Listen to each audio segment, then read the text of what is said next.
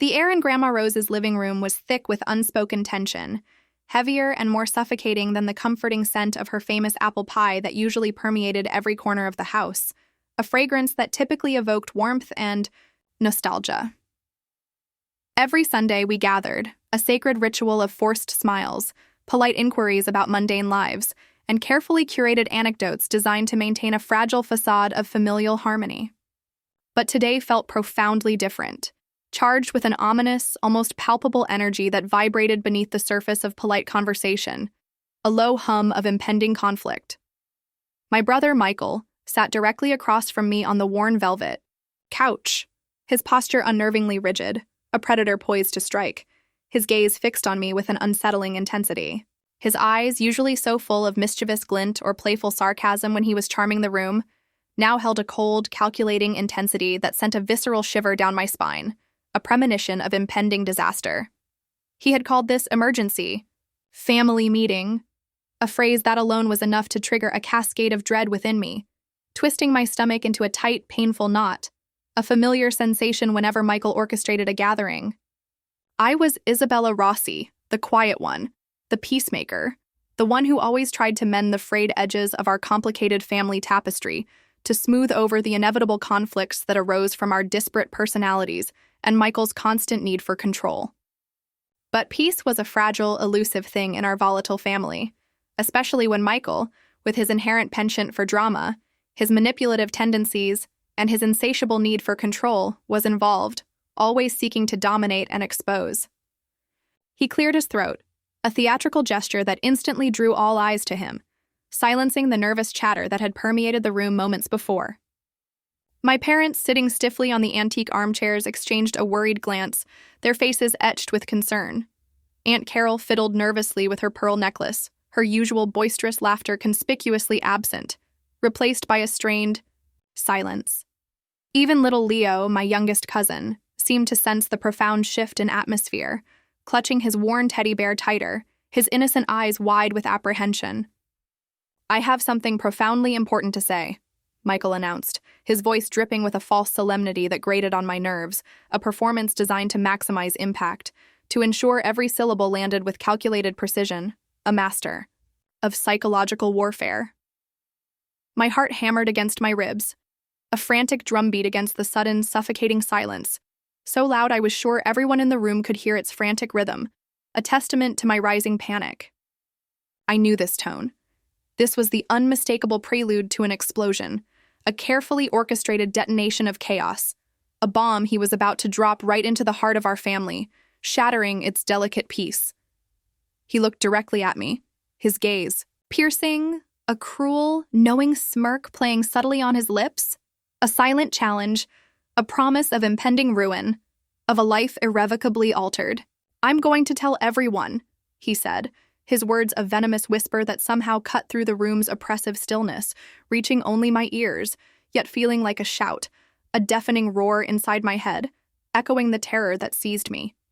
My blood ran cold, a chilling sensation spreading through my veins, turning my limbs to ice, paralyzing me. He was talking about that secret, the one I had guarded with every fiber of my being, the one that had haunted my waking hours and plagued my dreams for years. A constant, oppressive shadow lurking at the periphery of my consciousness. The one that, if exposed, could shatter everything I had painstakingly built since leaving home. My career, my reputation, my fragile sense of security, the quiet life I had carved out for myself away from the family drama. It would reduce my carefully constructed life to ashes, leaving me exposed and vulnerable, stripped bare before the judgment of those I loved most, those whose respect I desperately craved. The implications were catastrophic, a complete unraveling of my existence, a public shaming from which I might never recover, a brand of shame that would follow me forever. My breath caught in my throat, a silent scream trapped behind my lips, unable to escape. A wave of nausea washed over me, threatening to overwhelm my composure, to make me physically ill. For a terrifying moment, panic threatened to consume me entirely, to paralyze me with its icy grip, to reduce me to the trembling, insecure girl I used to be, the one who always cowered under Michael's dominance. My mind raced, frantically searching for an escape, a way to stop the words from leaving his mouth, to rewind time, to prevent this nightmare from unfolding, to erase this moment from existence. I imagined the looks on my parents' faces, the profound disappointment, the crushing betrayal that would replace their love, the pity from my aunts and uncles, their whispered condemnations, the harsh judgment from my cousins, their innocent eyes suddenly filled with scorn. The thought was unbearable, a torment worse than any physical pain, a wound that would never heal. My carefully constructed facade of strength, built over years of struggle and sacrifice, felt like it was cracking, threatening to shatter into a million pieces, revealing the raw vulnerability beneath. The air crackled with an unspoken tension, a silent battle of wills about to erupt, a standoff between two siblings with far too much to lose, a dangerous game of emotional chess. But as fear threatened to consume me, to drag me down into the abyss of despair, to drown me in its suffocating darkness, a different, defiant thought surfaced, sharp and clear amidst the rising panic. It was a thought born of desperation, but also of a deep buried knowledge, a secret weapon I had always kept hidden.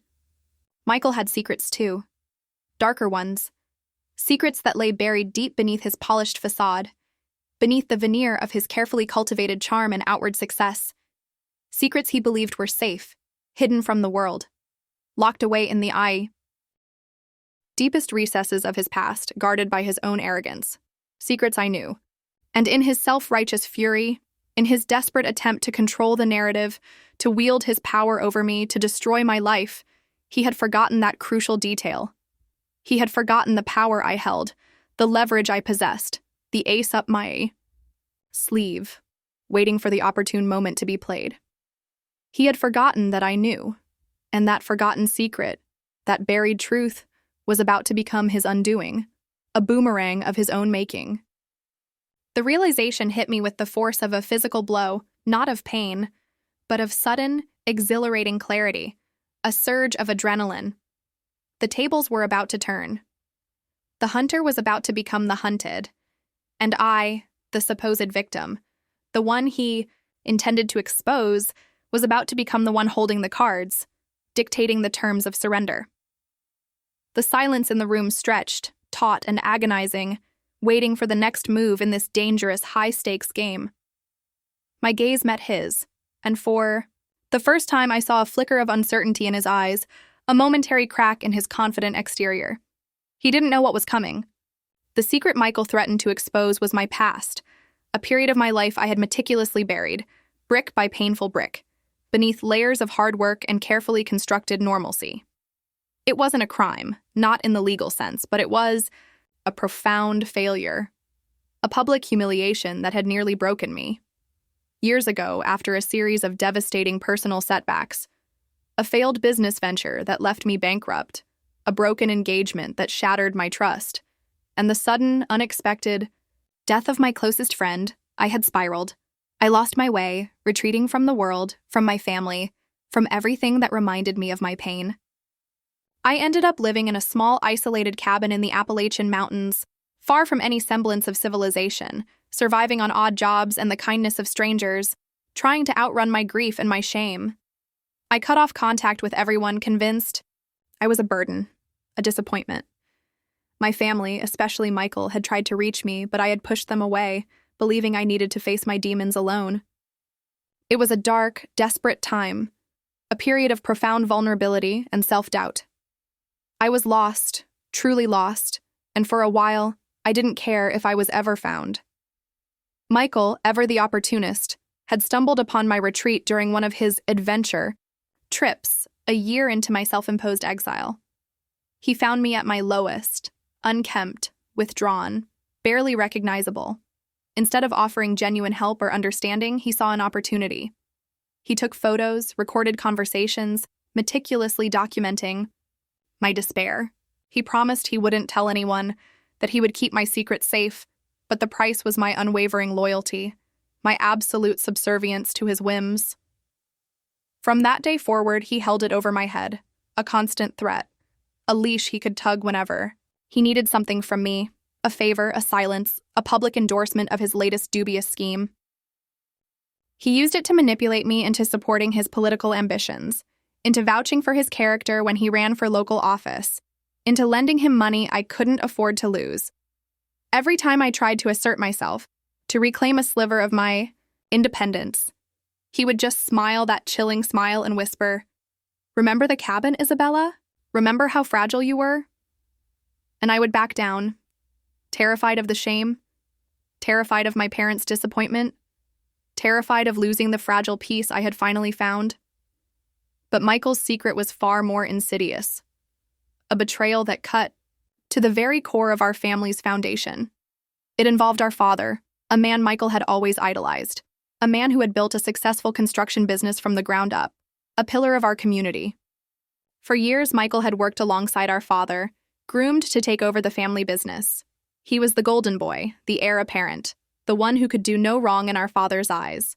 I, on the other hand, had always been the dreamer, the artist, the one who pursued passions over profits, much to Michael's thinly veiled disdain. I had always suspected Michael was cutting corners, that his ambition outweighed his ethics, but I never had proof. Until 6 months ago. I was visiting my father at the office, helping him sort through old files for a tax audit. He was struggling with a new accounting system, and I, with my meticulous nature, offered to help. Deep within a dusty archive box, tucked away behind decades of legitimate invoices, I found it. A series of shell companies, meticulously crafted, funneling money from our father's business into offshore accounts. It was a sophisticated embezzlement scheme, designed to defraud investors and evade taxes. And the mastermind behind it, the architect of this elaborate deception, was not our father. It was Michael. He had been systematically siphoning funds, not just for himself, but also to cover up his own reckless gambling debts he had accrued over years of secret trips to Las Vegas. The evidence was irrefutable. Forged signatures, falsified documents, encrypted communications detailing the illicit transactions. My father, trusting and naive, had been completely unaware, signing documents Michael placed before him without question, believing his son was diligently managing the finances. The discovery had been a gut punch, a betrayal so profound it left me reeling. My own secret, the cabin, felt trivial in comparison to the magnitude of Michael's deception. This wasn't just about personal shame. This was about criminal activity, about destroying our father's legacy, about potentially sending him to prison for crimes he didn't commit. I confronted Michael privately, armed with the evidence. He had laughed, a cold, humorless sound. "You think anyone will believe you, Isabella? The crazy sister who disappeared for a year? Or me, the successful businessman, the pillar of the community?" He had threatened me then, too, promising to expose my past if I dared to breathe a word. He was so confident, so arrogant in his belief that he was untouchable, that his carefully constructed image would always triumph over my truth. He believed his secret was safe because he held mine. But he had underestimated me. He had underestimated the quiet strength I had forged in that cabin, the resilience I had built from the ashes of my despair. He had underestimated my love for our father, a love that transcended any fear of personal humiliation. I had walked away from that confrontation, the evidence hidden, my heart heavy with the knowledge. I had spent months agonizing over what to do, torn between protecting myself and protecting my father, between silence and justice. The weight of both secrets had been crushing, a suffocating burden I carried alone. But now, as Michael stood before our family, ready to unleash his venom, ready to destroy me, I knew what I had to do. The choice was clear. The time for silence was over. The truth, however painful, had to come out. And it wouldn't be just my truth. The silence in Grandma Rose's living room stretched, taut and agonizing, after Michael's chilling declaration. Every eye was on me, waiting for my reaction, for the inevitable collapse they had come to expect from the fragile Isabella. My parents looked at me with a mixture of concern and apprehension, their faces mirroring the unspoken question, "What has Michael found out now?" Aunt Carol had stopped fiddling with her necklace, her hands clasped tightly, her gaze fixed on me with a morbid fascination. Little Leo, sensing the profound shift in the adult atmosphere, had buried his face in his teddy bear, his small body trembling. Michael, basking in the spotlight, a smug, triumphant smirk spreading across his face, clearly anticipated my capitulation, my usual retreat into silence and shame. He believed he had won, that his threat was enough to break me, to force me back into submission. But he was wrong. So profoundly, spectacularly wrong. The fear that had threatened to consume me moments earlier had evaporated, replaced by a cold, unwavering resolve, a clarity born of absolute necessity. The time for cowering was over. The time for silence was past.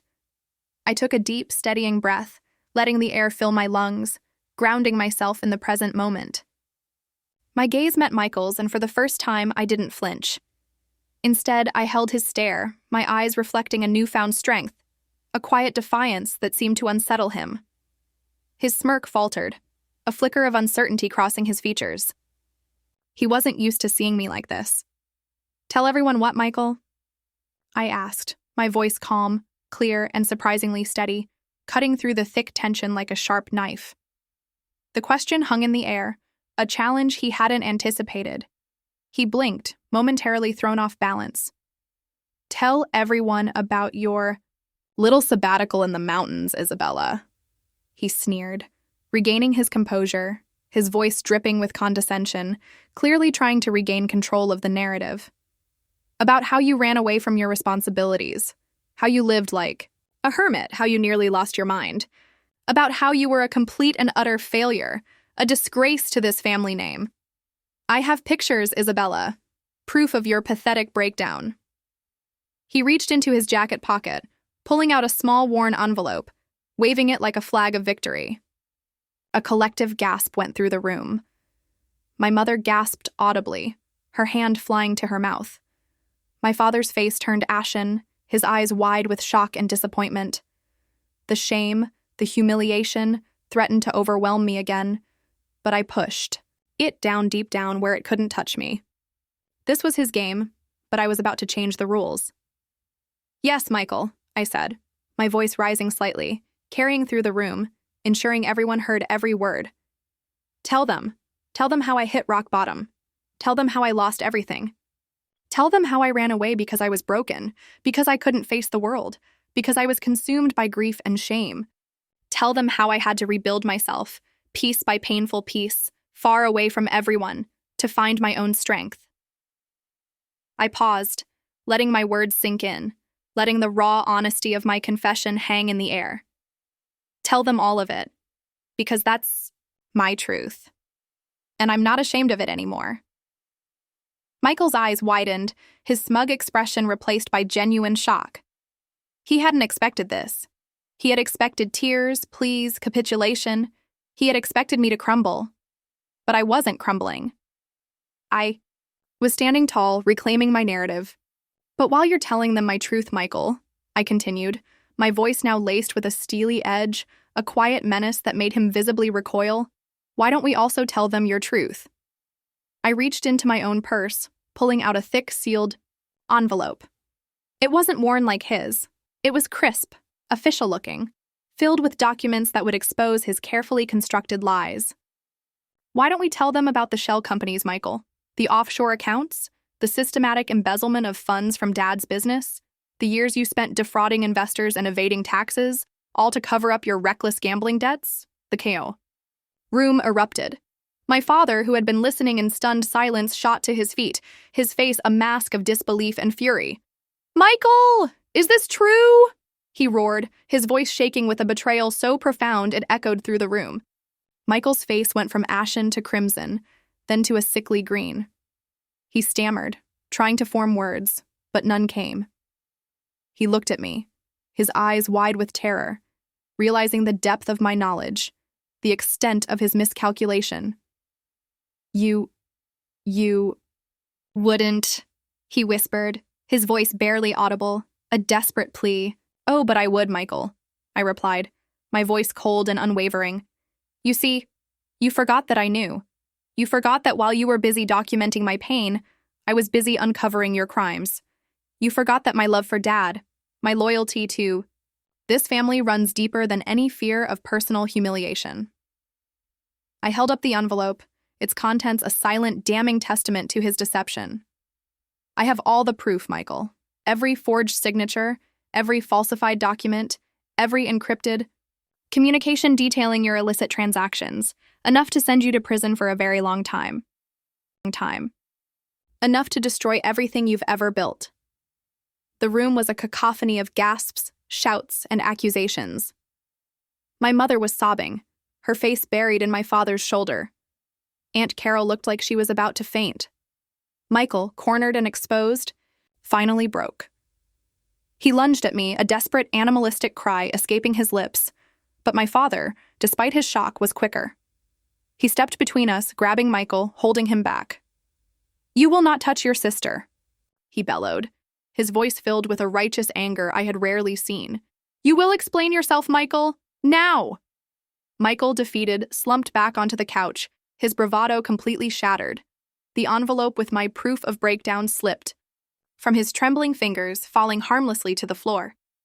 The family meeting, intended to be my public shaming, had become his public reckoning. I didn't need to say another word. The truth, once unleashed, had a power all its own. I watched as his carefully constructed world imploded, the facade of the Golden Boy crumbling into dust. It wasn't a victory I relished, not truly. There was no joy in seeing my brother's downfall, only a profound sadness for the choices he had made, and a quiet relief that the burden of his secret, and mine, was finally lifted.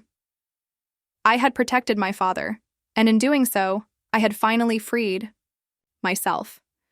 The air in the room, once thick with tension, now felt lighter, though still heavy with the weight of shattered illusions. I had faced my greatest fear, and I had emerged stronger,